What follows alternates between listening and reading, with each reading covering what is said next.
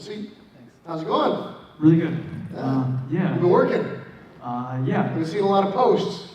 Well, that's the work I'm doing in my backyard, but there's the work I'm really doing is back in the Northeast. Okay. Yeah. Up in Massachusetts? Yes.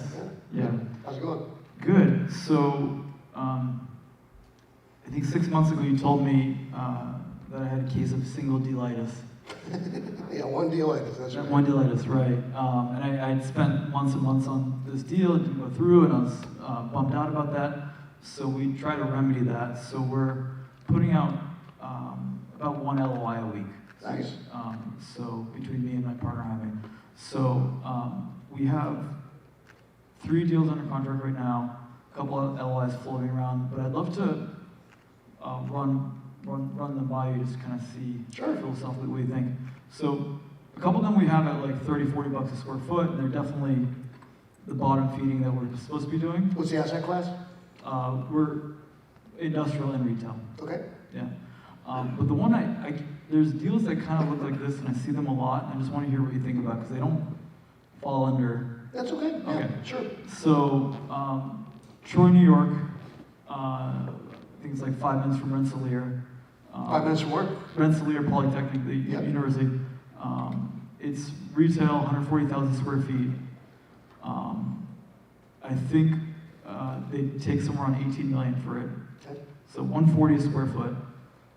They have Big Lots, Subway, they have Starbucks, out parcel, Sonic out parcel. So 140 square foot doesn't excite me. A 7.5 cap rate does not excite me. But what I wonder about is, like you said earlier, carve up the pizza, sell off. So if we were to sell off the Starbucks pad and the Sonic pad at a lower cap rate, because those are, I think, higher value stuff, then we end up at around a 10 cap. I feel like I'm happy at a 10 cap, but I want to hear, it's not like a major value add play, it's just more of like a, I don't know. Well, okay, so you guys got the framework, 140,000 square feet, mostly kind of upstate? Yeah. Right, upstate New York. Yeah. It's got a value proposition anchor in Big Lots, and it has a couple of anomalies. You will not normally see Starbucks with Big Lots. That's, $6 coffee is not in the parking lot of Big Lots often. It's not that it can't happen, it's just not usually a thing, right? So that muddles the demos a little. Sonic makes sense, right? You can see Sonic outside of Big Lots, right? But as I hear that, Big Lots is usually, depending on which model you have, whether it's a new one or an old one, 20 to 40,000 square feet. Maybe 50 in the biggest box they have. Starbucks, if it's an old version, it's 3,500 square feet. If it's a new one, could be as little as 2,500 if it's got a cafe, and 1,200 if it's just drive-through only. And then you've got, Sonic, which is also drive-through, probably, maybe another 3,000 feet max, right? So you haven't absorbed much of your 140,000 square foot center. What else is floating this thing? So there's a Planned Parenthood, there's a Friendly's with 2 years left on it, that's end cap. 40,000 cars, so I think maybe Panera might go there. There's going to be a... What year was it built? 1990. Okay. In my humble opinion, it's a little high in its pricing. I think you're trying to compensate for that by selling off the more valuable assets to reduce your overall cost of ownership and acquisition. I don't love that, because if you guys know anything about me, I hate carving up the parcel and losing control of what's going on out in the field. I really prefer that you keep those assembled.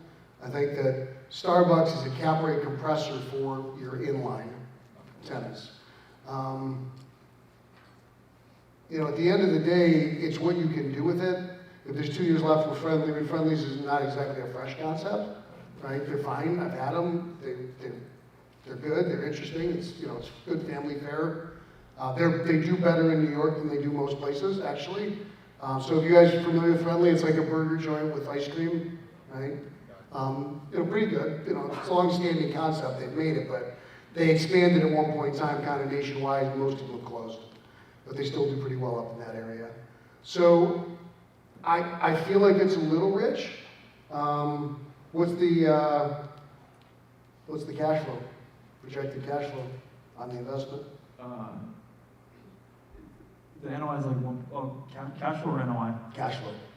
I don't remember, but it works out to be a 7.75 cap rate, but I don't remember. Right, so at 18 million, right?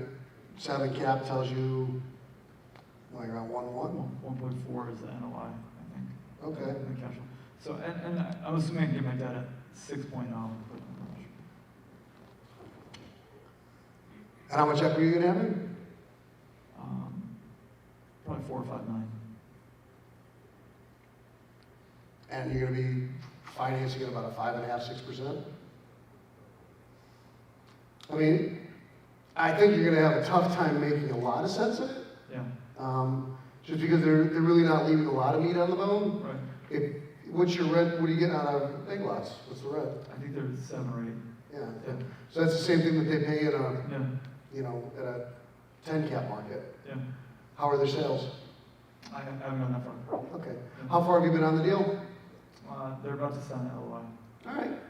So when you get the information, send it in, let's rip it apart, you know? Yeah, I guess my just overall question was the slicing of the pizza, right? Like a 7.5 doesn't excite me, but just if the sum of the parts is worth more than the whole, if you like that general play. I like that. So when I talk about that, that's really, so it works on acquisition.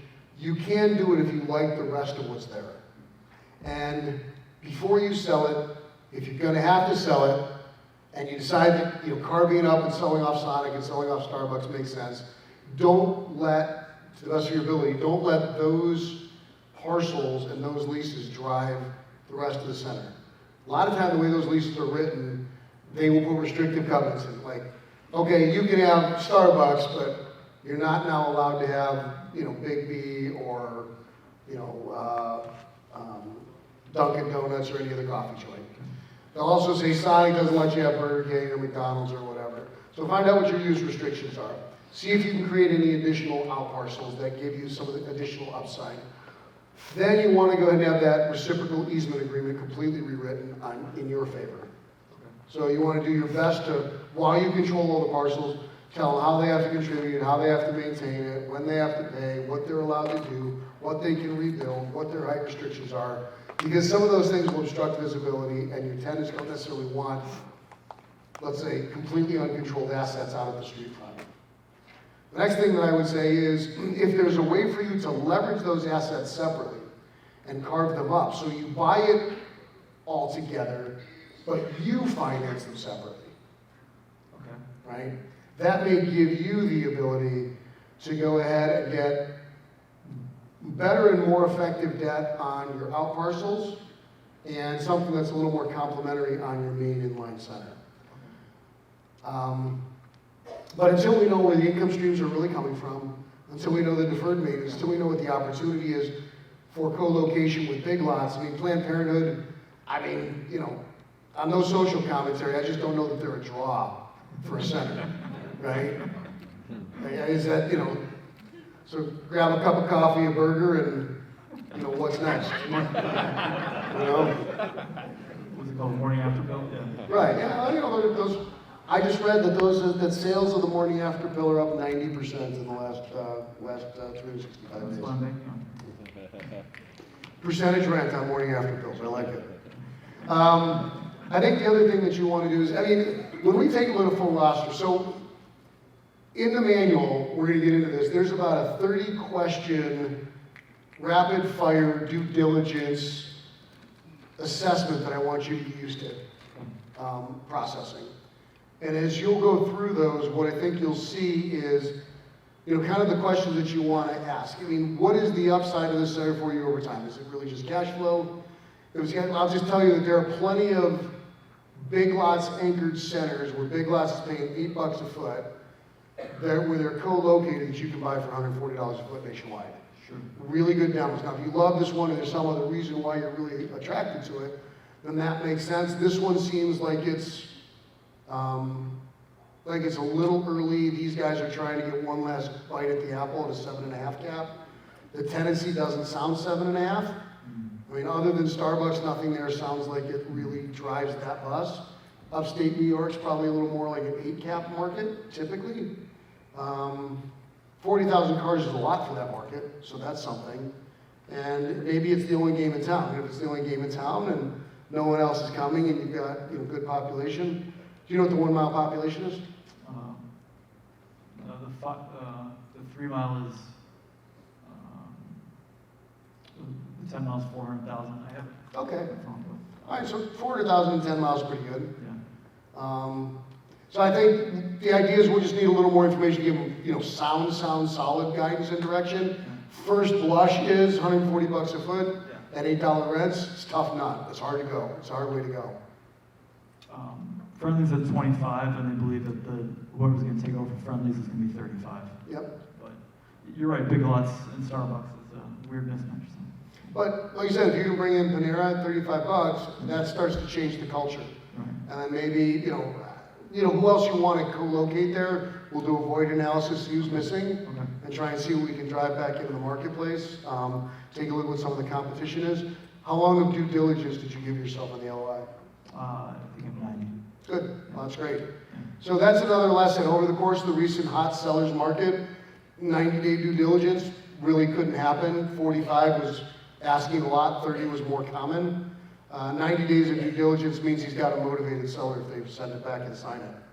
And then you may have an opportunity for them to carry some paper if you're going to pay their full freight. And that may really work in your benefit too. I'd really like you to keep those out parcels. Having Starbucks in portfolio on the rent roll, it will change the way the lenders will look at you. Okay.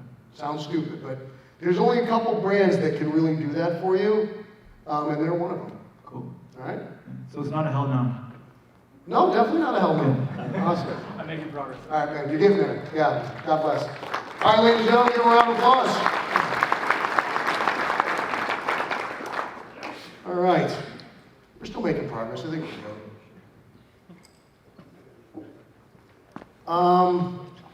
Tonight, 6:20, op swap.